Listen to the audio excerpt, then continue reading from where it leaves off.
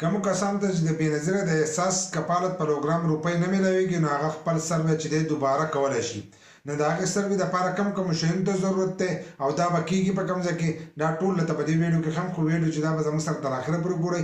یو لایک شیر کمنټ چې دی ویډیو له به لازم ورکوئ. بل دا ویډیو معلوماتي ده او د غریبانانو دپاره ده، نو مخکې شیر کړئ چې نورو غریبانانو ته ورورسي. ځکه اکثر زمانه ځینې کسان په وټساپ باندې تپوس کوي چې د دې رجسټریشن به څنګه کېږي. نو حکومت چې دی دغه رجسټریشن مو شروع کړی دی او تاسو خپل رجسټریشن چې دی کولی شئ. که تاسو د دې لپاره ایل شوئ نو را روان قسطونه چې دي هغه تاسو ته میلاویږي. نو دا په هر تحصیل کې چې دی اوس دا سروې کېږي. د دې نه مخکې چې دا سروې کېدو نو دا په کور باندې سروې کېدو، د کلي کوم استادان چې دی هغه به ګرځېدل او په کور به یې سروې کوو. اوس چې دی دا په بېنظیرې دفتر کې کېږي، په هر تحصیل کې خپل دفتر وي. که تاسو ته نه معلوم نو په ویب سایټ په تھرو باندې چې دی په هغې باندې هم تاسو کتی شئ. په هغې باندې الریډي زموږ په یوټیوب چینل کې چې دا ویډیو موجود ده د هغې په تھرو باندې تاسو کتی شئ چې زموږ په دغه خوا کې کوم یو دفتر دی نو تاسو ته به دفتر چې دی هلته کې به شو کېږي. دغه شان دی تاسو دفتر ته لاړ شئ نو هلته کې به کوم شیانو ته ضرورت راځي. هلته کې به ستاسو شناختی کارت ته ضرورت راځي، هغه شناختی کارت ته چې هغه ایکسپایر نه وي. که ستاسو شناختی کارت ایکسپایر وي نو دغه سروې چې دی دا به ستاسو نه کېږي. دغه بل لا چې ستاسو سره موبایل نمبر وي هغه هم په دغه شناختی کارت باندې تاسو ځان نه راایستلی. اکثر ځینې کسان له چې دی یو بل نمبر راایستلی نو بیا هغه نمبر چې دی یا پسې عکس بند کړي یا د دې نه هغه نمبر چې دی ورک شي نو عکس والا بیا هلته شناختی کارت نه ورکوي، نه هغه نمبر چې دی دوباره بیا حاصلولی شي. نو په خپل شناختی کارت باندې چې دی په هغې باندې به ځان د موبایل نمبر چې دی هغه راوکاږئ. ځکه که بیا تاسو ته د دې په باره کې میسج راځي یا پیسې راغلي یا تاسو ته تاسو د دې لپاره اهل نه یا اهل نو تاسو ته په هغه نمبر باندې میسج راځي. نو چې نمبر ستاسو خپل تاسو ته په ټایم سره چې دی د هغې پته لګي. دریم نمبر چې دی د دې لپاره به ستاسو سره پارمبي راځي.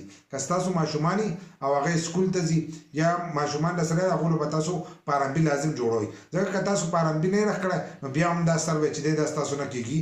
نو پارمبي چې دی دا په دې کې لازم دی. پارمبي به راغلی، شناختی کارت به او موبایل نمبر دا به ځان سره والی او د خپل تحصیل کم دفتر چې دی هلته به لاړ شئ، هلته به دا ویسئ. نو چې هلته تاسو ورکړل دار سره نو هغو به تاسو هلته کې یو ټوکن درکړي. تاسو به هلته کې خپل نمبر کې کړئ چې کله تاسو ته اواز وکړو تاسو به هلته لاړ شئ. نو هلته کې به هغه ستاسو نه تپوسونه کوي. یو څو ستاسو د مالي حیثیت تپوس به کوي، بل دا چې ستاسو آمدن څومره دی، ستاسو خرچه څومره ده، ستاسو تعلیم څومره دی، ستاسو فیملي څومره ده.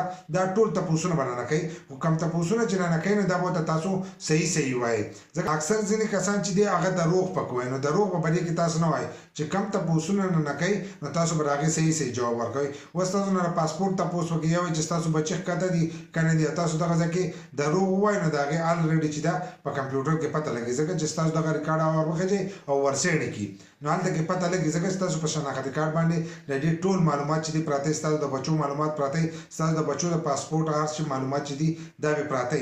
نو کوم معلومات چې نه هغه اصلي نو تاسو به ټول صحیح معلومات پوهوئ. د هغې نه وروسته بیا تاسو له هغو په دې کې نمبر یې درکوئ. نو بیا هغه ګوري په دې کې چې کم زیات غریبانان نو هغو ته دغه چې دي پیسې چې دي میلاویږي. د کمو د غربت حیثیت چې برابري نو هغو ته دا روپۍ نه میلاویږي. نو د دې لپاره دغه دریو شیانو ته چې دی دا زیات کا ضرورت دی: نمبر، شناختی کارت او پارمبي.